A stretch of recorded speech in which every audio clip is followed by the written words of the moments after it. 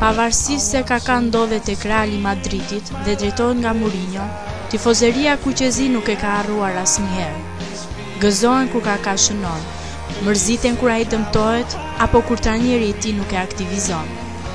Braziliani është një prej atyre lojtarëve që ka fituar zemrat jo vetëm të tifozëve milanistë, por edhe të tjerëve. Janë të paktë ata që mund ta urrejnë atë. Me punën, qetësinë, lojën dhe sjelljen e tij ai ka fituar zemrat e atyre që adhurojnë të shohin futboll. A do të rikthehet Ricardo në shtëpinë e tij? Të shumta kanë qenë lajmet rreth këtij transferimi.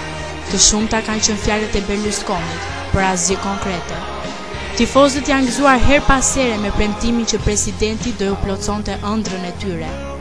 Kujtojnë me nostalgji epokën kur idhulli i tyre vraponte pa u lodhur, triblonte si i çmendur, shënonte dhe festonte poshtë tifozëve.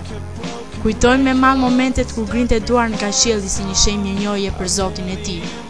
Kaka për Milanin konsiderohet me vlerë të madhe dhe kundërta ndodhi tek Reali.